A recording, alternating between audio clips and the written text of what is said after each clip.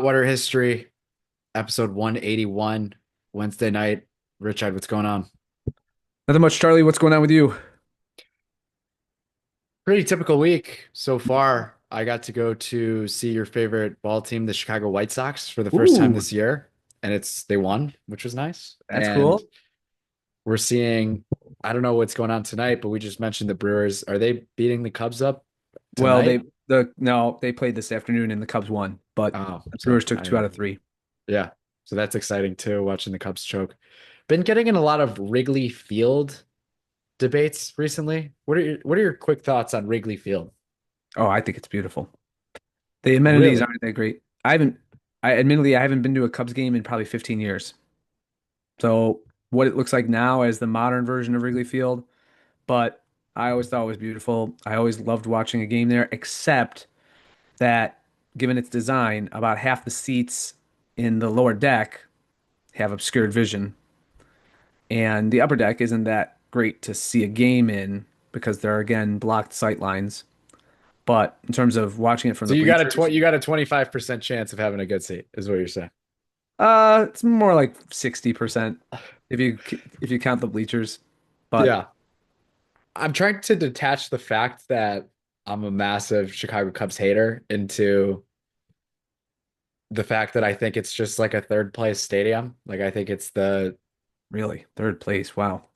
I don't think it's better than St. Louis, which I've actually been to. And then Pittsburgh looks pretty beautiful. I don't know if you've ever I have seen, been to Pittsburgh. It's you've been to it's gorgeous. Pittsburgh. That's my favorite park I've ever been to. And I've been to Coors Field. That's very good. Um, Great American Ballpark in Cincinnati is, I think, pretty cool. Um, I really liked Miller Park or whatever it is now, Great American Bank or whatever it's called. I've always liked that park. Um, I've been to Chavez Ravine. Let's see, What's Chavez Ravine? the Dodgers. Oh, I didn't Dodgers. know it's And let's see. I've been to a ton of minor league parks, but I've been to Busch Stadium, the new one and the old one. That's how old I am. which one's better? Oh, the new one. The old one was a pit. And when it was in the summer and it was hot, it was disastrously hot. I mean, and they used to have AstroTurf on that field in the Ozzie Smith, Vince Coleman 80s days. Can you imagine? They said that their shoes would melt because it was so hot on the field. Oh, Yeah, that sounds awful. St. Louis is a real pit. I don't like St. Louis, having lived there for 2 years, and Yeah, you did your time. I did. It was jail time. I don't want to even get into their pizza, which is an abomination. Do you know that St. Louis pizza, they invented a cheese that is a hybrid between provolone And and cheddar? mozzarella? Oh, interesting. It's called Provel. It's No, no go. Oh, it's awful. Their pizza is a joke. I'd rather eat a Domino's than have any kind of St. Louis authentic pizza. I just had Vito and Nix for the first time. Have you ever Oh, had on the Vito and south side? Nix? Yeah. Yeah, my brother raves about that place. I've been there too. It's good. I don't think it's all it's cracked up to be, but it's good. I thought it was kind of all it was cracked up to be, and I'm Oh not one yeah? of those guys. Yeah. Okay. I'm usually not an all it's cracked up to be type of guy, No, you but you definitely are not. but I have it in the top two, and I'm not going to say Top what two. I got it in my top two. That's pretty big. And I'm gatekeeping one, but the people that know. Oh, so you're just gonna keep it a secret? I mean, I could tell you off air, but Why? What are you worried I'm about? not, People are gonna start going? yeah, the wait time's going to get too long. I've Oh, got too much motion. Even with like Tridentine Brewing, it's like, oh, they're in Kenosha now. Oh, they're these hot water history guys. They can't shut up about them. Like, we hmm. got to get them. Just gonna be in Chicago in no time, and then be flying off the shelves here. And And bam, yeah. so I don't want to have too big of a wait time for Okay. my favorite pizza spot when That I do reminds me have of it. when I was working at my former job, and Is that what it's called now? it's the former job. It's on my resume. Yeah. My last work I don't know. experience. I should really expunge it from the resume too. But Be kind of a I would big have gap. Kind of secret. a Yeah, big that'd be gap a on the pretty resume. big. Yeah. What'd you do for 14 years? Yeah. I I twiddled and diddled around, not diddled. That's bad. Uh, but yeah, I would find a secret way like to work, a secret route, and I wouldn't tell anybody, including students, because I definitely didn't want students driving there on that route. Oh, that's really interesting, Yeah. actually. Why is that interesting? Little shortcut. Oh Is it a yeah. shortcut? Oh, I cut off 10 minutes easy. And it's Yeah, only a 20 that's minute drive. So, and believe me, there are a lot of days where I showed up late. So, and the teacher in the hall would have to let the kids in. Just sit quietly. He'll be here in a moment. yeah. Yeah, that sort of thing. But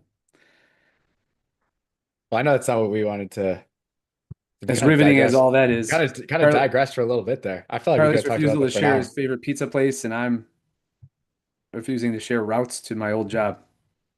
Yeah. But I know there were a couple of topics that we've got. I think we should start out with yours, actually. Oh, can I interject a bit of personal interest? And maybe you can help me out, and even the audience, as I bring this up in the comments after we post this. Sure. That is, I got the invitation for my 30th high school reunion, 30-year high school reunion. And since I went to the same school where I was canned, You have to go. I have to go. I don't No, want to go. That's no. the thing. I was wondering what you would say about should I go? Should I feel an obligation to go? You should definitely not feel an obligation to go. Okay, then I'm not going. No, no. I mean, No, well, I what mean, would be the is this really been, has this been on your conscience? I mean, that's kind of a big, I mean, that was a big it's deal. it's I would, not. if I were you, just personally, personal preference, I wouldn't go, You would but not. I would not go. Okay, but you're But saying go. that's not like that's more of a personal preference as opposed to logical, emotional. I think the case for going is you're going to see some people that you haven't seen in a while. This is really interesting. This is awesome. I didn't know Right. this was coming up today. 30 years. 30. You're getting up there. Oh, yeah. I'm already there. I'm already way up there. I mean, the air's getting thin. That's how high I'm up there. I actually don't think you should go. Good, because I'm I'm leaning That's toward not going. because the amount of it's similar to the saying nothing good happens after 2 a.m. Yeah. True. The, the thing is too, they're two, I wouldn't call them moral dilemmas. They're more points of discomfort, let's say.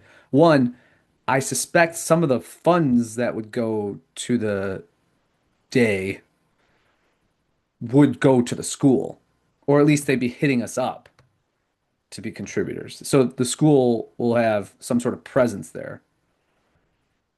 Isn't it at the school or is it? No, no, no. Oh, okay. Because I had not Your 5 years 30. coming up soon, isn't it?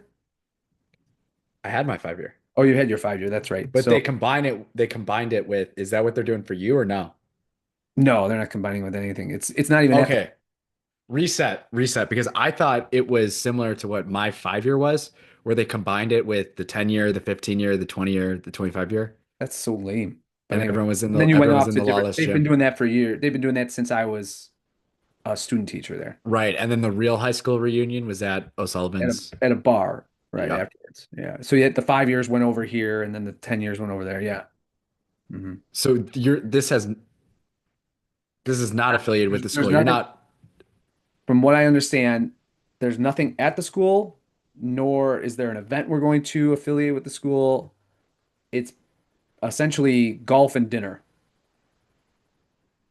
I know how much you hate golf and dinner too. See, those are things I like, but it is about the company. I So, think you should. That changes things. oh That no. changes things. See, this is the problem. I got the answer I wanted, and then I had to elaborate and try to. Well, I thought you were talking about going back to 505. And in that case, I would have said No, no. I would have said no. That's what I'd I be, thought. I'd want to vomit. Well, Yeah, that's what I thought it was. yeah. Do you have any spies out there on who's going? Do you have a roster or good Uh, lineup card for people that are going? I know who. See, the guy who's arranging it is. he's pretty good with keeping up with people. And there's a list, our class was only about maybe 150. Oh, Remember, we were all 150. boys. What's that? We It's were all all boys. guys too. Yeah. I think you should go. Oh boy, now here we go. 150 all guys? Well, okay, but Golf? it's not gonna Dinner? be all of them. It's gonna be maybe 50 of them because I he know, but put it's out still all guys. he put out a list of the guys he can't find, and it was like 60 long. So those guys are obviously not gonna make it, or most of them, unless he hunts them down. Sorry, what were you saying about the guy that's organizing?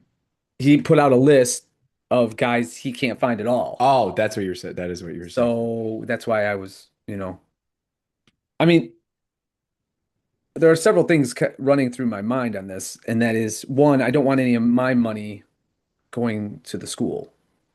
Um, Not that that's going to bankrupt them or something like that. Um, but I don't want to support them in any way. Am I supporting them if I go to an alumni thing? Maybe. Um, I don't. I also don't want to be the guy throwing salt everywhere. Mm. In that, if people ask me, what do you think of the school now, or what happened to you? I thought you were teaching there and stuff like that. Because I didn't go. We had a 25. Yeah, we had our 25 when I got fired. I don't know if we even had a 25 because it was during COVID. So you probably didn't. I think they actually did do a 25, if I'm not mistaken, but it was maybe the year after. It was 2021. Yes, that's right. They did. I didn't go to that. And really none of the guys that I was close with went. So But I time suspect heals all wounds. Time heals all wounds. mm, So the interesting part is that you don't really know how much affiliation the school has. that's correct. And I don't want, like, I know some of the alums that are my age, they've had their kids go there, or they're thinking about having their kids go there, or they're going there at present. So I don't want to be like a pagan school that should not bear the moniker or descriptor of Catholic. I mean, just let me share this too. For the first time since I think I got canned, I just was kind of curious to see what teachers and staff were still there. So I went on the Fenwick website. Now I haven't been on the Fenwick website uh 5 years. I mean, probably longer. And I just happened to see they don't even list the teachers anymore. So you have to go to faculty focus where they did this whole thing. By the way, the faculty focus that they did on me was in December of 2019. So I got canned the following February, and they had so they had this faculty focus up for about 6 months after I got fired until I reached out to the alumni, not an alumni, it was the public relations person because you have to have a public relations person at a high school. But anyway, I said to them, I want that taken down.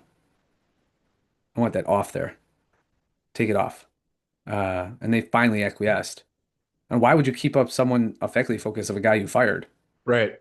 Um, so then let's see, what was I getting at there? Oh yeah, the purpose of was I just wanted to see who was still there. And very few of the people that I worked with years ago were still there. Many of them retired, I suppose, or moved on. But um, one guy I saw that was on Faculty Focus most recently was a history teacher, a dude. And what did he say he championed in his classroom? Diversity and Abraham Lincoln. dialogue. No, Oh, diversity and dialogue. well, that's even worse. Yeah. Abraham, can you imagine after all that, after all, I had those debates. Remember that debate I don't know if you were there, but we had a debate topic that we opened up to the whole school, and it was, should the Lincoln Memorial be decommissioned and torn down? And it was a great exchange. I can't believe they let us announce that. I don't think I ran it by anyone before I announced it, but the room was packed because anyone who had a study hall, or I know uh one, I don't know if he wants his name mentioned, but one of the physics teachers loved the classes, so he would stop physics class and come to the debates with his physics AP class. So it was pretty cool. And it was a Metanoia debate, so they got to determine the winner. But yeah, and then have the guy say, "I'm really into Lincoln." Yeah, I'm sure you are. He liberated the slaves after all. He's the great emancipator. I like the wet blanket argument. I think that's your strongest argument for not going. Hmm. And then the other argument is I did weigh, I mean, the other problem is I was thinking, well, maybe it's a networking opportunity for my new job. But then I thought, I know some of the guys are in finance too. So, right? I mean, why go there and like network? Well, Um, just because they're in finance doesn't mean I'm sure there's some overlap in material or yeah, right. I I I, know I don't some. think that's a good case. Hmm. But then again, do you want to be networking at your high school reunion? Well, it's not like the It's not like networking bringing in verb. something Yeah, else the for service. networking verb is kind of networking as a verb is kind of overused, I think. Okay, so You're just soliciting. you're just talking. Like, No, you're just it's not talking like to I'm a people. gigolo at it. All Yeah. a gigolo at all It's not dudes like you're signing it's not like you're alumni. signing these people to terms for people that you haven't seen in the last 10 years, right? No, I understand that, More but so even just catching up and right. I mean, talking about what you're doing now. yeah. That being my two closest friends, the two guys who stood up at my wedding, they were alums with me. They're not going. I know that for sure. Okay, well Definitely that's what I was talking about. Yeah. So one's not you don't have going. any of this, you don't have the soldiers with you. Yeah, oh, I would not. I mean, I have a couple buddies who I've stayed in loose touch with. One who's I was very close with, but and I'm sure he's going because he has another buddy of ours who would go. Just a Now it seems like you want to go. no, because I'll tell you what, the more I talk it through, it's like I'm getting repulsed by the idea Okay.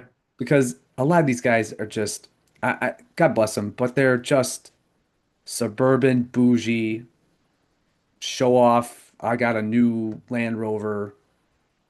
My kid's going to Fenwick like I did, and they have they have. It would be what I would be more compelled if it was, let's say we had mass, right? If there was a mass or prayer service, that's what alumni events used to do. We had a mass. Did you have a mass for your 5 year? No, but what if the guy that largely fired you is doing the mass? Oh, I mean, I wouldn't go then because I don't even know if it's a Catholic mass. I mean, I'm not trying to be a Donatist or anything like that.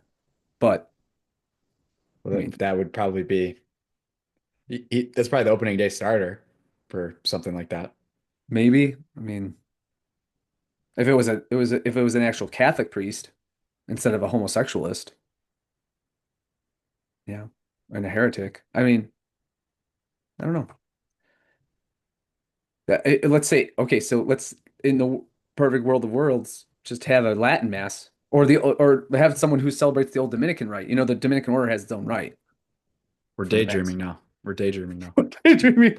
And there's a Dominican auxiliary bishop in Anchorage, Alaska, who got permission from the Vatican to say the Dominican rite. So he says the Dominican. You can go to Anchorage, Alaska, and witness the Dominican rite. That's Pretty pretty sweet. cool. Yeah, yeah. Yeah, this is a good dilemma. I Yeah. think it's a healthy Did you thought ever see the process you've movie been through. Grosse Point Blank? No. It's the only John Cusack movie outside of the 16 Candles genre that I like, but the John Hughes era. But it's actually a pretty good movie. It's with Minnie Driver, and you should watch it. You would like it. It's about a guy who's an assassin, and he starts having moral qualms, and he's getting sick all the time. He doesn't know why, even though before he was doing well and he's wealthy and stuff like that. And he had actually, the day of graduation, just abandoned his hometown of Grosse Pointe, Michigan, and no one knows where he went. But he went into the military and became a trained assassin. And he's kind of freelancing now. Well, he gets an invite his secretary tells him, played by Joe Cusack, his sister in real life, that he's got an invite to go to his 20-year high school reunion or something like that. And so on a lark and a whim, he just decides to go. And it's like everybody going, "Where the fuck were you? What happened to you?" And sure enough, I don't want to ruin the movie for you, but there's a job that he has to do in Grosse Pointe anyway. I think I'm in. I think I might be It's a in. great. It actually is. It's one of my favorite movies of the '90s and one of the top 20 probably of all time. I'm It surprised I haven't heard of it. Grosse Pointe Blank. It's fantastic. Gross Point Blank. Yeah, his name's Martin Blank, so they just combined his town with Grosse Pointe, with Blank, his last name. I'm intrigued. Yeah, I'd like to hear your take on it. Dark Notes, Gross And Dark Point Notes, Grosse Blank. Point Blank. There's, I won't, I don't think there is a possible Dark Notes on that because even Dan Aykroyd's in it, but it's there's this really beautiful scene where he's at the high school reunion and one of his old female friends from high school has a baby and he's gets to hold the baby. He's just mystified by it. So it was really pretty touching at that point, and it's entertaining too. So highly recommend. Cool. That Yeah. might be the next airplane movie. Well, it does t speak to there were movies both in the 80s and 90s that stood out as countercultural, but countercultural in the right ways, where we don't get that. We haven't gotten that for a long time, it seems. Like The Breakfast Club. Is Yeah, that what you're talking Breakfast about? Club, Ferris um, Bueller. Ferris Bueller. Yeah, I mean, I don't know how countercultural Ferris Bueller is, but Grosse Point Blank is pretty countercultural. It ridicules the bougie. The reason I brought up the movie is not only because he goes back to his high school reunion and feels really off put, uncomfortable at the prospect and at the beginning stages of it, but so there's some resonance there and connection. But um, the message there is he hates the bouginess, the inauthenticity of this because Grosse Point is a very rich suburb of Detroit. Got it. So he doesn't, he really hates, one of the reasons he left was because he was sick of it, right? And of course, his family and parents had problems and stuff of that nature. So he's not dispossessed, but he's a sort of career runaway after high school.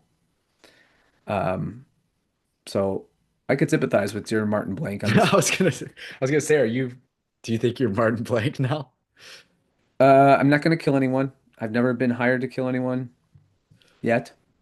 Yeah. Um,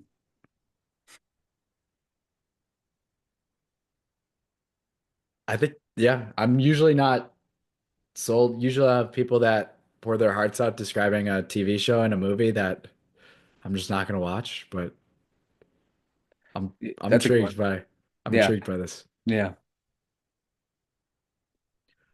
What do we want to talk about tonight? We had the Tucker episode you want to touch on? Yeah. The Richard Werner interview with Dr. Richard Werner, the economist, graduated London School of Economics, wrote a famous book about the death of the yen, or I forget the exact title, but it was largely censored outside of Japan, though it was a bestseller there. I think that the long form interview with Tucker is usually very good and compelling. This one was pretty dry and wasn't. He was telling he's German, so maybe it's a little bit lost in translation, but he speaks pretty good English. He speaks fluent Japanese and writes in Japanese too, by the way. So that's pretty. I'm not saying the man's unintelligent or not gifted. He certainly is. However, his economic conclusions about the centrality of banks as the sole determinant, as credit creators and then multipliers, is from the Austrian perspective, the Mises Rothbard Block Hoppe perspective, pretty limiting. Moreover, Vermeer makes reference to the idea that he is the progenitor of qualitative easing and how central banks ought to, if they are to exist and operate, should be buying up distressed assets and as such in a very kind of almost MMT, modern monetary theory way, rescue the economy by taking on all of that malinvestment. And that's as if from that point on, the state through the agency of its central bank can slowly liquidate, even if it's at a loss, those interests, and then poof, everything's okay. Um, Mises and the aforementioned Rothbard and the greats of the Austrian school, going back to Menger and Bambaverk, would say, no, that strikes at the whole idea of natural law, as if fraud and malinvestment, well, let's leave fraud out because that's a separate category. But if you waste and have malinvestment, if you dedicate resources, time, energy, funds, money as the medium of exchange, whatever it is, as a resource to an enterprise and practice that doesn't produce good goods and services that are desired by the market, then there are negative consequences and externalities to that, right? It's not just like poof, we can get rid of that as if it's just writing off wasted resources. No, that there's an economic consequence and loss there that is calculable, but not in the sense of calculable in a model that says the velocity of money is slowed down or something like that.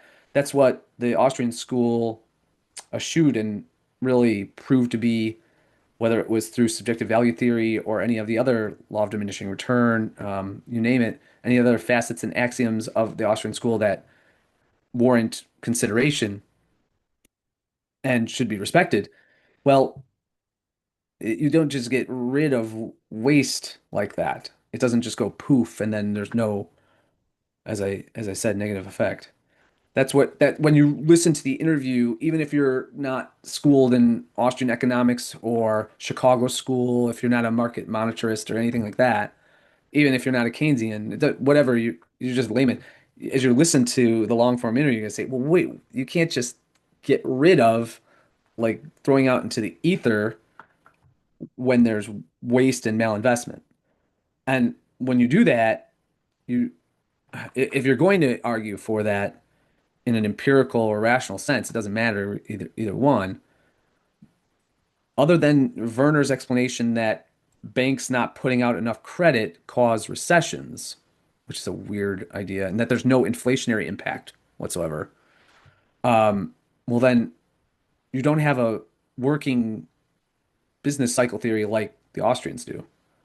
The Austrians have a very cogent, I'll include myself, we have a very systematic, logical, rational, and proven deductively through empiricism business cycle theory. Why do recessions occur? Why do downturns occur and then recoveries and then peaks and the like? And it's largely because of artificial money creation and manipulation of interest rates by the central bank. And I mean, Werner's good in understanding the evil of central banking but he doesn't dismiss the concept outright. He says they just do it poorly and wrong. And that's like saying that the the devil does sin poorly or does temptation poorly. It's in his essence, nonetheless. Any thoughts there? I didn't know law of diminishing return was Austrian school. That's pretty cool. Well, no, And it's not. then I shouldn't say that. It's not that the Austrians developed law of diminishing return. They just ascribe to it. They see that it could be deductively concluded to be accurate because got it. as they look at human action in the praxeological sense, they see that indeed if people act according to the incentive structure pertaining to the law of diminishing return. You could throw a lot of resources at something that doesn't mean that the productivity will match or multiply at the same level of the resource input. And so they make adjustments, right? I can have three cooks in the kitchen. That doesn't mean I'm going to get three times the meals going out. So then I have to make, and they do the same thing with marginal utility. They say marginal utility might be talked about by Smith, Ricardo, Malthus, whoever.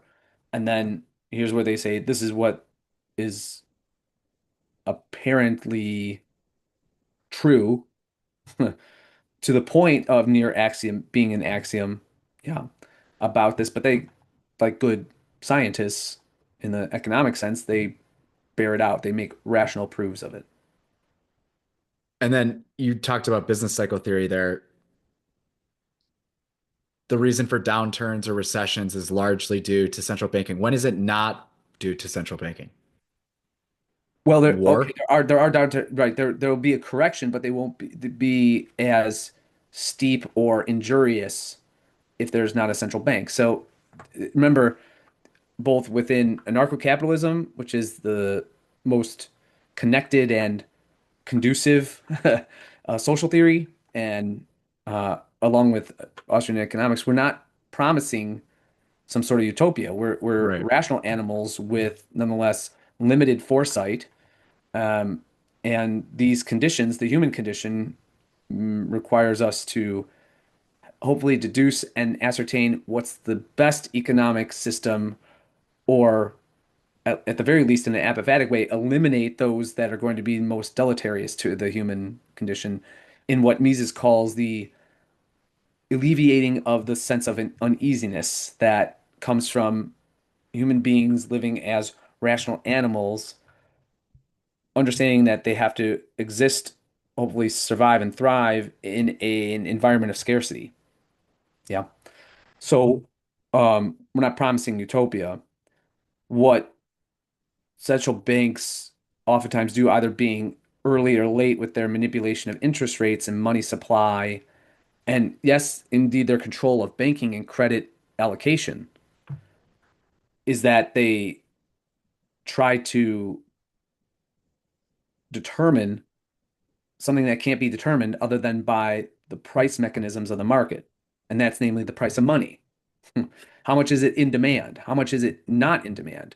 How much ought it to be valued at? What ought it be? What ought be its value in comparison to gold, silver, some other commodity? That ought to be determined freely in laissez-faire by the marketplace, because after all, it's through the marketplace that the signals are the most, I guess, the brightest. They're the most accurate to help people understand what is the operative price of a good or service. And that includes the medium of exchange.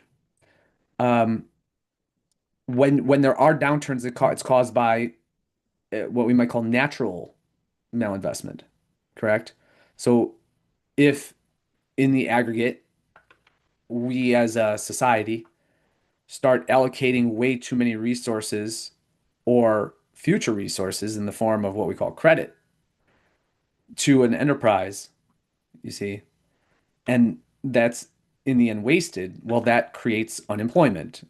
And unemployment, there's the concatenation, which is just the fancy word for chain effect, in a sense, that leads to recession. Now, what allows and has historically allowed economies to recover very quickly, especially in the age of the international gold standard, and prior to that, in the modern era, particularly, since 1750, let's say, is that you didn't have enormous global national central banks that were, if they were present and operative, they didn't intervene in such radical ways. And as Rothbard pointed out, for a case in point, was when he wrote in America's Great Depression, he systematically shows, as well as his previous book on the Panic of 1819, that these were caused by governmental expenditure, bank currency, central bank, whether it was the first Federal Reserve Bank in 1919 or the Federal Reserve in the 1930s, these otherwise corrective natural economic cycles would have borne out and would have been remedied very quickly by, once, of course, you have um, malinvestment. Well, then the market corrects, entrepreneurs and speculators come in. They might buy resources at a lower value given their time preferences or their forecasting. And then there's reinvestment, and it's reinvestment in a good way after having proven this previous venture to be either misinformed or just not desired by the marketplace. So what you have there is whatever economic system you're going to employ, it could be the most totalitarian form of socialism. In the end, the market wins. Now, all economists do, and theorists and politicians on these central bank boards or in the halls of Congress or the Politburo or the Venezuelan Duma or whatever they have, the parliament down there. Yeah. They just either remove themselves so as to allow the market to operate, which means that the downturn is going to be very short. It might be hurt. It might hurt in the depending on the level of malinvestment. It might sting a bit more in the short term, but there's going to be immediate recovery or near immediate recovery. Whereas in the central bank through its manipulations is going to, as we've seen time and time again, we can look back to the financial crisis of 2008, even the COVID crisis. Yeah. What is not allowed to take place by the central banks is to have a true clearing, a cleansing of the malinvestment that infects the system. All you're doing is giving heroin when you have artificial low interest rates, which is always the tendency. Uh, just by even Keynes's warnings about that is always the tendency. You're just giving heroin to a heroin addict. You're not even giving the methadone, Right. and that causes the business cycle theory. So once again the central bank relents and raises interest rates again, well, that's harmful because people need credit at that point, and the natural interest rate would have afforded them that, particularly in a high trust society. You know, Hayek had this great line in, I forget which one of his books. He said, in a high trust society, interest rates will trend towards zero, even in recessionary periods, because you don't have to, you're in a high trust society, you're not worried about getting paid back. Moreover, not only are you not worried about being paid back, you're not suffering from the moral hazard of having to rely upon government to ensure getting paid back and compensated. And you don't have to worry about central bank manipulation that if they start hitting the printing press, your initial crediting of a venture isn't going to be washed out by inflation. So with all of those, I guess you would call them negative internalities gone, you can, in a high trust society, you would have much quicker recovery. That's in large part, I mean, Guido Hosman wrote a great book called The Ethics of Anarcho-Capitalism. No, that's not it. It's The Ethics of the Market, I think it's called, but it's great because he says, look, you can even look historically. When you have high trust societies and there's a free market, people are much more moral. There, there's a sense of community. There's a willingness to be active in altruism and charitable activity rather than ceding ground to the state or any other apparatus it might glom onto. And here we go. I only wanted to talk a couple minutes about the Richard Werner piece, but in from the Tucker Carlson show. But I hope this was helpful. I think so. Okay. It leads us to a good segue on malinvestment going on right now. Oh, well said. Nice transition there. See, we are into transitioning on the Hot Water podcast. Young male college grads are now jobless at the same rate as non-grads. Unemployment, Talk about a market structure and mechanism broken and the profit loss system just vitiated when you have such yeah, we won't even call it interference, it's government takeover of higher education. unemployment rate among U.S. men and women aged 22 to 27 by education level, percent seasonally adjusted 3-month rolling average. So if we could just, for the people This is good. listening Yeah, on we have to audio, describe it. Yeah. yeah. Basically, there's two lines. There's one with non-college grads, and then there's one with college grads. And the time And span is about 2005 to 2025, the present. and probably the biggest gap between the two is in the 2010s, Mm-hmm. Mm-hmm. where non-college grads are hovering around 17, 18%. In And terms of then, unemployment. Mm-hmm. right. And then at the same time as that was happening, college grads were at around 7 or 8. So probably like a 10% difference is the highest it gets. Yes. And you see that these two lines, They started getting closer and closer to each other, and then COVID happened, and then they both shot up. Hmm. But the But the non-college, divergence was much higher. right, the non-college grads were more affected, I would say, by unemployment than the college grads Oh, were. for sure. Yeah, But because it now, spikes to about 20%, 22%, and then that's for the non-college grads, and then the college grads spikes at about 12. so those were the two biggest gaps is the early 2010s and then so early 2010s probably right after 2009 and then the 2010s right after COVID. So you see these lines after this big spike during COVID get closer and closer to each other until finally young male college grads are now jobless at the same rate as non-grads. And Yes. that's for the men. Isn't that amazing? I mean, if there was no greater sign of the uselessness of college at this point, right? And do you know what this is attributable to? In other words, why is there this narrowing of the spreads? What do you think? What do you attribute it to? I mean, we're talking about a case study, someone who opted to stop college in their freshman year and in his freshman year and go the entrepreneurial route. So what do you attribute? It could be either subjective or more objective or statistical. So it's interesting because they have the men and the women, and the women's gap has widened. It's a Mm-hmm. significant pattern as well. The women just haven't caught up, and it's almost looking like non-college grads are starting to become more unemployed than college grads again. Yes. But they're still way closer than they were in the early 2010s and then the mid 2010s as well. So I I mean, would attribute it to the entire school system being tilted female. And sure. then I would also attribute it to there's a good there's a good response to there's a good response I saw on this. The case against education remains evergreen. Makes sense that women would benefit more from signaling. Okay. Yes. So signaling that they have attained, or they're willing to put up with the bullshit of 4 years, and thus they're willing to also be corporate drones too. I mean, note that he's talking about, you think that's a clear reference to Brian Kaplan's book? Yeah. No, Okay. that's what he's talking Yeah. about. Oh, okay. So, and I was even before that going to cite Kaplan's book because one thing we can even introduce DEI measures or the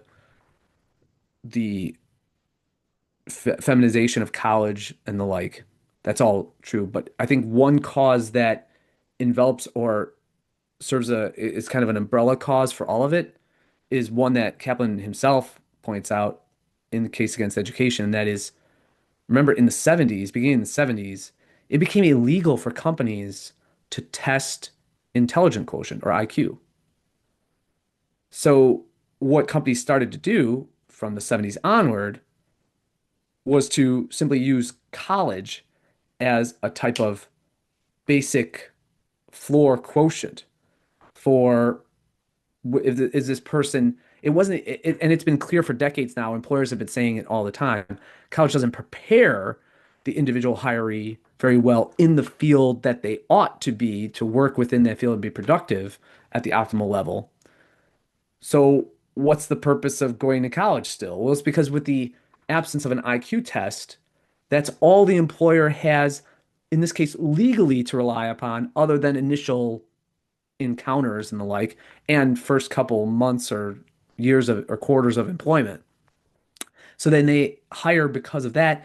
And Kaplan points out that in the surveys of employers, they say really it's just that it's they're willing to commit. So if you're willing to put up with the bullshit of undergrad or even graduate school, even further, um, then you're willing to commit and kind of be able to discern how to work within an organization. You're pliant, in other words. The non-college grads are not very pliant. See? And also, I don't think a lot of people will go there, but I'll go there. Okay. Nobody brings this up, and when they talk about the college, whole this debate, that college is such a good excuse for degeneracy. Yes. And we've seen a similar trend between men and women where men are finally at the point where in America, we're seeing young men be more religious than women. Yes. Isn't it interesting though? And it's a sad state of affairs because of that feminist effect, or the effect of feminism and larger secular movements, is that while young men are becoming more religious, they're also becoming observably more anti-marriage or skeptical of marriage. Isn't I mean that's isn't that borne out in the statistics and surveys? So can you imagine a time in which men are becoming more and more religious, but yet more and more skeptical of marriage? Yeah, right. That is a problem too. Yeah, That's a real divergence. Now, right. unfortunately, it doesn't seem to be making itself manifest in the Catholic sphere or even Orthodox sphere, I would assume, in a rapid rise in vocations. You'd hope that would be the case, but that doesn't seem to be bearing out or to be borne out. Yeah. And Where do then we go? Where do we go with this? I mean, you're the not just the test I'm case, but I think you're the authority on. I think this is well, you don't hope anybody to be unemployed, but I don't see how this changes. There's reasons why praxis exists, Yes. and this is basically when I was graduating high school is right around here. So it was getting Mhm. really close. Yes. And at the same time, it was going the other way. I had a lot of friends that didn't get into certain schools that they thought that they would get into, and girls would get into those schools. Right. And well, we also have to take into account this whole zombie economy that is clearly still extant and operative. I mean, there you don't have to go far on econ Twitter or fin Twitter and social media to find commentators that are saying upwards of 30-40% of jobs are just really so non-essential and vacuous that it once you were if you were to sweep away things like compliance and regulation and for example government relations beyond just government jobs themselves, which are of their essence parasitical and unnecessary.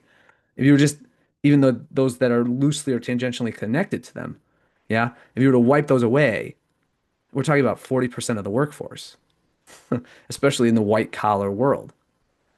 So therefore, I mean, remember what I said when we were talking about Richard Werner and the Austrian school and how superior the Austrian school is because it deals with real world practical existence, human action.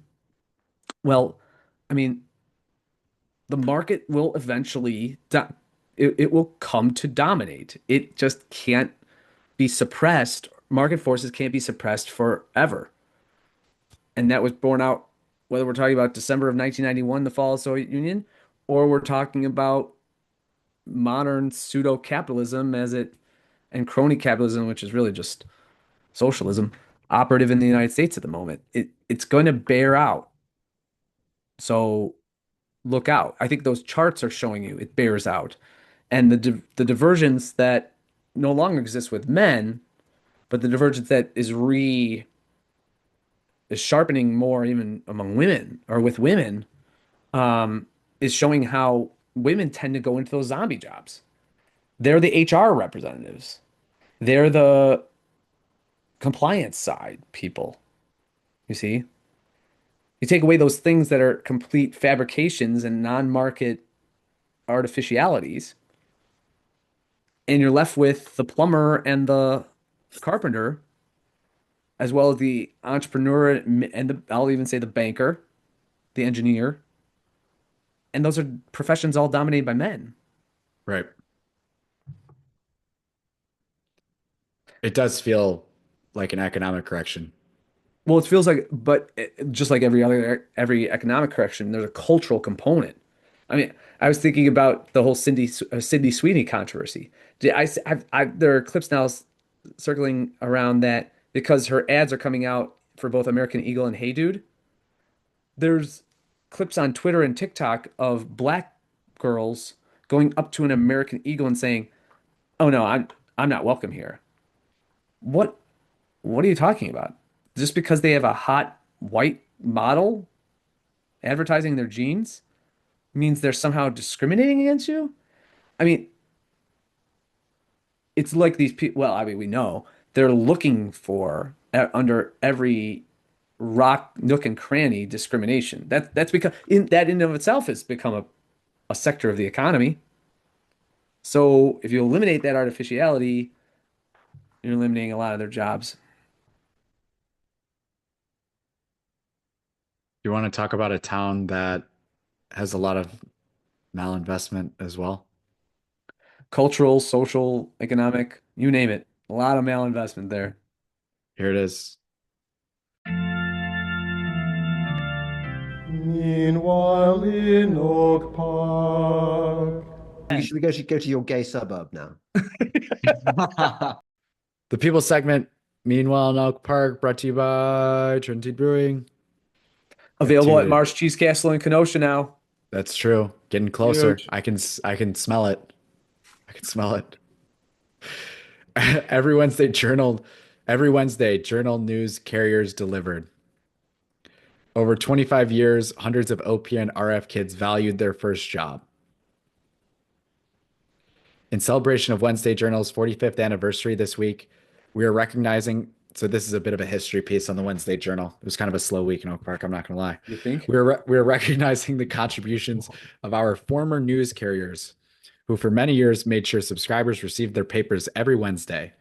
Many of these dedicated young people, most of whom were teenagers or younger, got up at the crack of dawn to bundle and deliver the papers before trudging off to school. Below, several share their experience and how their first jobs impacted their later lives. John Register taught me self-discipline. John Register claims that he knew how to fold them and throw them without a rubber band. Those who knew about Register's remarkable life wouldn't bet against him. A military veteran, standout Olympic qualifying athlete, and following a catastrophic injury, a resilient record-setting Paralympian. Register is now a much-in-demand motivational speaker. Wow, pretty cool. Yeah. In sixth and seventh grades, Register delivered papers for Wednesday Journal as well as for the Chicago Sun-Times and Chicago Tribune. His route covered Central Oak Park. They're all pinko commie rags, by the way. Go ahead. He was out the door at 5 a.m. and back home in time to get ready for school. Walking door to door to collect payments, he charmed his customers into several other lucrative opportunities. Quote, I was a little hustler, he said, laughing. I used that job to get lawn mowing, leaf raking, and snow shoveling jobs. That'd be great if he just carried around a shovel or a weapon. Right? Here's, here's how I was able to secure even more income.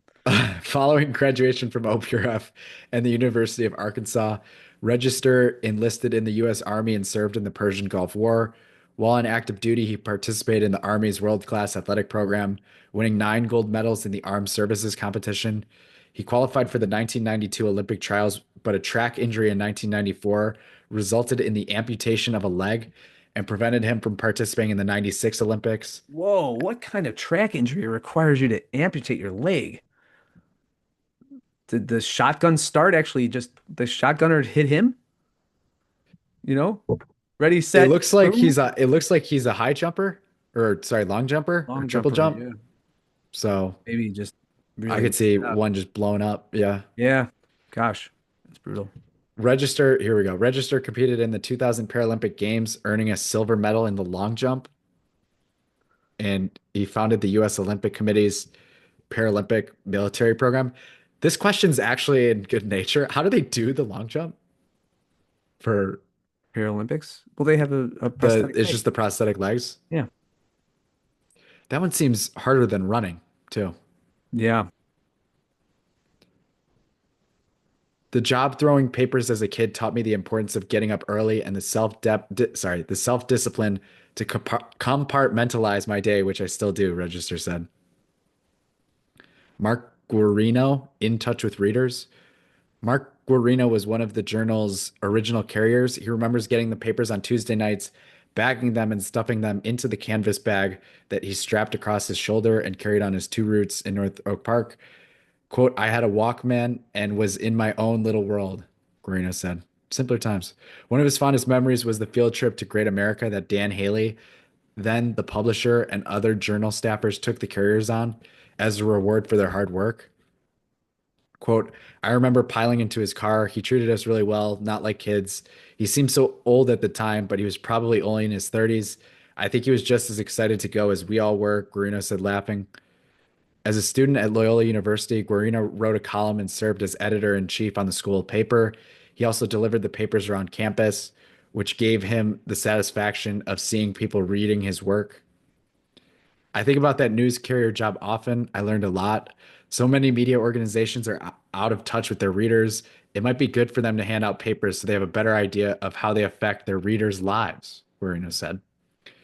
Guarino is now a producer for ABC News Good Morning America, reporting from the central U.S. In the past, he served as the music critic for the Daily Herald and covered Chicago for national news organizations, including the Christian Science Monitor, Washington Post, and The Guardian. He is the author of Country and Midwestern, Chicago and the History of Country Music and the Folk Revival, which received Illinois State Historical Society's Book of the Year in 2024. All right. Are you a member of the Christian Science Monitor? No, it's just a Protestant thing. It's pretty big in terms of syndication, stuff like that. Neil Rothschild? Uh-oh, Rothschild? Rothschild. Uh-oh. Jour- Here we go. Journal, Trap, Michigan Daily, Axios for Neil Rothschild. Journalism has been part of his DNA.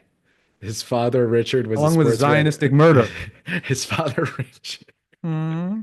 His father, Richard, was a sports writer for Sports Illustrated and the Chicago Tribune, and his mother, Judith Crown, still writes for Chicago Crane's Business, among other publications. Rothschild was a journal news carrier during fourth and fifth grades at Hatch School, serving subscribers in a 4 block span of North Oak Park. But only At the Jews. OPRF, he was the sports editor for the Trapeze, and at the University of Michigan, he covered sports for the Michigan Daily. Following graduation, he taught English in Romania while taking on freelance assignments for USA Today. And worked for the CIA and Mossad. Shortly after returning to the States, Rothschild launched a morning news digest podcast and realized that he enjoyed the intersection of news reporting and the strategic role of media. He is now the Operation senior Mockingbird. he is now the senior director of editorial strategy and operations at Axios, a national news website. When reporting the news, you can be divorced from how readers are consuming the news, but as a news carrier, you get a window into people's lives. You see their front porch and their gardens. I think being in tune with your readers is a responsibility journalists should take seriously, Rothschild said. Last one, I think. I hope. Please Oh, not the last one. pick The one. Merchant Sisters, good to have some cash. With 6 kids, the Merchant family had journal subscribers living in the 100 to 300 blocks of South Kyler, covered from 1994 to 2006. They just list out the 6 siblings. The siblings often teamed up together and delivered papers after getting home from Bay School. We were motivated to have our own money because when you're one of 6 kids, having some cash was always nice, said Amelia. There weren't a lot of jobs you could do at the age of 10. Hmm. I was very motivated because there was a candy store, Blazes, on Lake Street near our house. You could get a pack of Jolly Ranchers for like a quarter, said Simona. Simpler times. Yes. As the next generation, I had to convince my parents that I was committed to doing this every Wednesday, said Carolina. It was hard work because our arms were so weak and we weighed like 70 pounds and were sometimes carrying 30-pound canvas bags. After Well, they that's better outgrew than the, working in the textile mill, baby. After they outgrew the paper route, some merchant kids babysat, walked dogs, and landed other neighborhood jobs. They got work permits at the age of 14 or 15, which opened a whole new world of work opportunities, including restaurant gigs, chalking baseball diamonds, and umpiring for Oak Park Youth Baseball and janitoring. What nice sentence structure there. A lot of kids today rely on their parents to subsidize them, which is fine, but we were raised with the belief that we should be providing for ourselves. It was exciting to get a check in your name, even if it was only $30 a month and had to be split with your sibling partner, said Simona. Today, Amelia is a regional manager for a property management company. Simona oversees finance and compliance for an investment company. Carolina is an athletic trainer in the sports medicine department at Lurie Children's Hospital. All 3 still live in Oak Park and they still enjoy having their own money. That's Oh, wah, wah. Nate Dame route was a small badge of honor. Nate Dame admits that it was a bit nerve-wracking to knock on doors asking people to pay for their newspapers, especially because so many people weren't home. Dealing with the disappointment of low to no tippers developed tough skin. Tell you what, that kid with that purple and turquoise jacket, He's rocking out. yeah, he might be transitioning. He'll find himself perfectly fit in modern Oak Park. I think he looks kind of swaggy. I think he looks kind of You think swaggy. he's swaggy? No. It looks like he's going to be doing him, her. Quote, none of my friends were paper carriers, so I took the job as a small badge of honor, although my friends probably couldn't have cared less, Dame said. That is until I determined I wanted to be a woman. Then they cared. This guy's the entrepreneur. Dame took over his route about 3 blocks on South Clarence Avenue from his older brother John. He delivered papers after school at Emerson Junior High, which is now Brooks. He still proudly wears his Emerson graduation t-shirt with peers' signatures, much to his wife's chagrin. Yeah, you might want to let go, pal. Today, Dame is a search engine optimization and digital marketing entrepreneur. Mm. He founded Profound Strategies several years ago and is CEO of Syllabus, a software startup that creates attention-getting content through Google searches and AI for clients. Quote, as a news carrier, I used to deliver great content in middle school. Today, I do the same thing, but with new technologies. Womp womp. Next story, last one. With immigration concerns, flock cameras' future in Oak Park debated. Flock cameras, okay. 2 trustees tell police chief they want flock cameras turned off. Wait a second. So they want to have We're gonna optionality get for there. doing We're gonna get surveillance, there. huh? We're gonna Yeah. get there. Several Oak Park trustees weighed in on the village's participation in a nationwide license plate reader network, saying they want the village's cameras turned off. Trustees Brian Straw and Jenna Leving Jacobson both told Oak Park Chief Shatanya Johnson, police chief, that they want the police department to shut off the village's license plate readers, which are run through a contract with the Flock Safety Corporation. The trustees' comments came during a discussion of the department's annual report, which touched on how the cameras have been used in Oak Park over the last year. Straw and Leving Jacobson both cited concerns over how the data collected in Oak Park could be used to aid immigration enforcement investigations in violation of the village's sanctuary city ordinance and Illinois state law, as well as their distrust of flock safety as a company.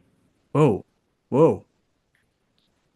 In a memo from Johnson to the village manager, department heads and the village board, she acknowledged the department's flock data had been tapped last January by South Suburban Palos Heights in an immigration-related case. Oh, wow. See, the Oak Park bubble is non-operative as much as they might want it.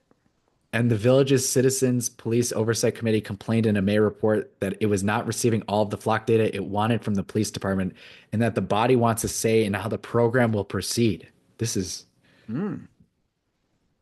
Rich and compelling. new.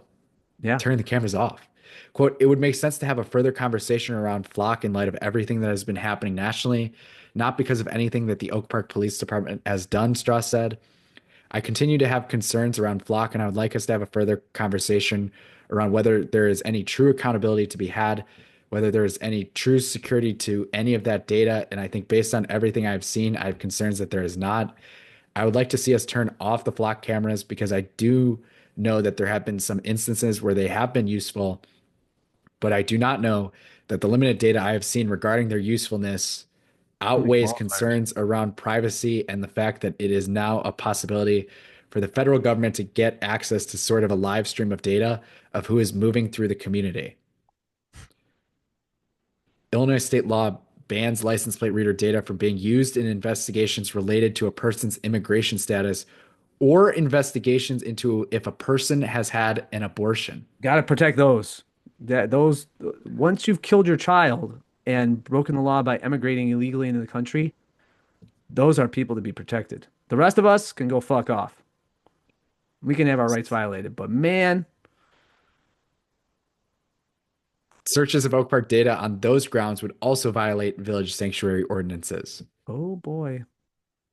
So The much for the discussion incorporation clause, but okay, go ahead. The discussion of the tech follows a memo written by Johnson about the flock cameras that was distributed to village manager Kevin Jackson, all of the village's departmental leaders, and the village trustees. The memo included information on steps the Oak Park Police Department has taken to limit the access other agencies have to local data and a detailed overview of the program itself. Out-of-state agencies now must obtain permission from Chief Johnson to search Oak Park's flock data, according to the memo. The memo also reported that the early stages of an audit of the license plate reader program confirmed that Oak Park data had been tapped on at least one occasion for immigration enforcement. Early work on the program audit found that last January, Palos Heights police had conducted 28 statewide flock searches that included Oak Park data and had listed the reason for the searches as an investigation into immigration's violation, according to the memo.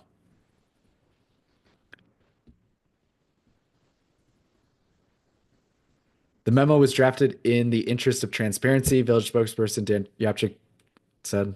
First, Yapchik says, to respond to concerns about potential violations involving use of flock technology in other Illinois jurisdictions. Second, to provide information for the board on how the Oak Park Police Department protects the data in accordance with local and state requirements. A vote on the camera's continued use may come as soon as the August 5th board meeting, Leving Jacobson said. Yapchik said that no agenda for that meeting has been finalized. Quote, the village recognizes there is strong public interest in the use of flock technology and the broader conversations happening across Illinois.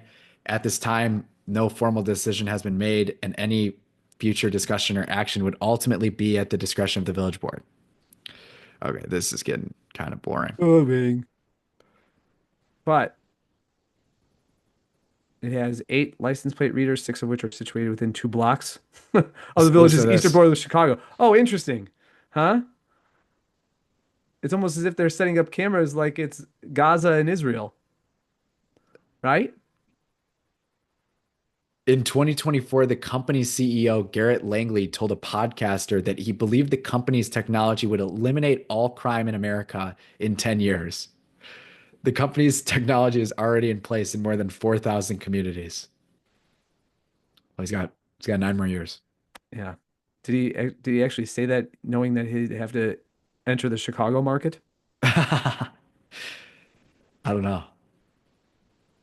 I don't think that's going away a decade from now. 2 blocks of the village's eastern border with Chicago.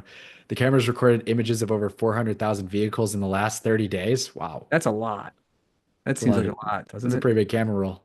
Yeah. Those bastards would find Suspected out my still in those place. bastards would find out my secret route to Fenwick.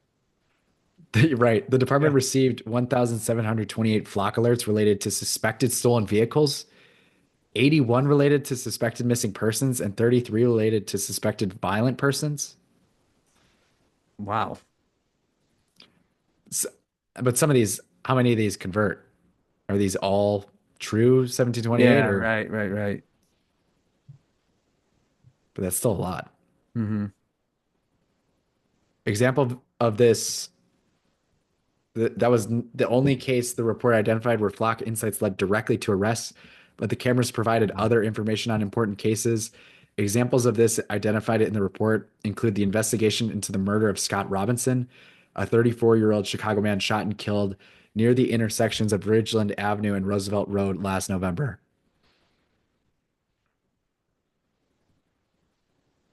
This is a mess. Yes.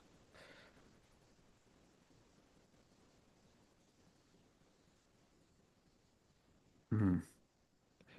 One commenter who identified herself as a nurse practitioner said she believes the cameras are keeping local migrants from seeking healthcare and other essential services for fear that driving by a flock camera could lead to their deportation.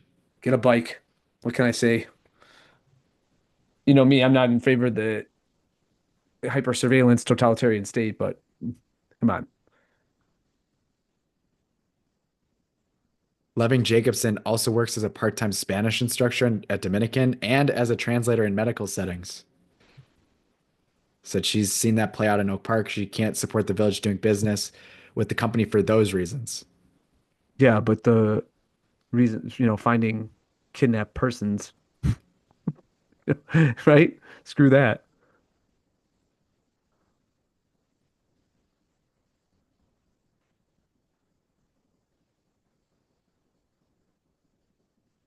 I Well, don't. it's really wild. The company's cameras are also the subject of a federal lawsuit filed in Virginia, in which a civil liberties organization is arguing that the company's surveillance violates the Constitution. Is That's it what they ended with. that's still an operative document? I mean, did they not get the memo from 68 years ago or whatever, right? Or actually, it'd be more than that now. 55, 20, 75 years ago. Yeah. Well, there it was. That's the Look people out. segment. Meanwhile in Oak Park. What would have happened if I'd gone for it and just said, no, I'm gay? Look out when you're driving in Oak Park. Yeah, good episode. It went, Yep. Yeah. we expanded more than topics that we had. Yeah. 30-year reunion. All right. Maybe we should just open up to polling. Should Gary go to his 30-year reunion? Let the Vox Populi, Vox Dei, something like that. What's the majority you'd have to go? Majority of votes. 80%. 80%. That's interesting. And that 80% has to pay for my golf. No? Okay. Okay. Oh God. Don't do that to me though. If you now people Some are people might want to see some gonna fireworks. GoFundMe, right? It'll be a GoFundMe and oh no, I don't want that. I don't really want to go, man. I have to admit too, there are a couple guys I really dread even seeing there. You know, there's one guy who I just think is a louse. Of course, he was a former friend of mine, but he's just such a phony. And he served in, guess where he served? In the Illinois State General Assembly. Yep. He's a, talk about a bougie cuck bitch. Well, I- I'm sure that's what you should start out with. hey, nice seeing you. Still a bougie cuck bitch? I wonder if he's going to be listening to this. Yeah, right. No, he actually, if I can recall, it was about during the COVID thing. Oh no, it was during COVID because it was 2021 when I came out with that piece on the website about down with the institutionalist, and he's a thorough, defender of the institutionalist, a Republican, by the way. Uh, but yeah, he wrote to me and said he can no longer correspond with me. It needs to be, I have to cut out. Yeah, he had to cut me out of his life or something along those lines. He canceled you? He Yeah, unsubscribed? yeah. If I had a Substack, he would have unsubscribed and then wrote a nasty review. So, Cool. Well, we'll see what happens. no, right. So, all right. Well, that'll be fun. Charlie will put up a poll tomorrow. All right. See what I'm going to get some feedback on this. Okay. Well, we'll see what happens. See what happens. God, please, enough people just vote that I don't have to go. I will thank you. Can and I can't skew the things like I'll send you $5 if you vote no. I can't do that. That'd be unfair. I'll look the other way. I'll look the other way for a little. Fighting Yeah. corruption with corruption. Meanwhile, this will go Doesn't viral. seem like the type, you don't seem like that type of guy, but I don't know, fighting corruption with corruption? What, cheap? I don't seem like the generous type. No, to make a back-ended buying votes Yeah. type of deal. Right. Right. We don't want any type of incentive structure that would go against what would ultimately be the outcome of the people, since we're such Right. advocates of democracy after all. Yeah. So, all right. All right, everyone. Thank you. Peace.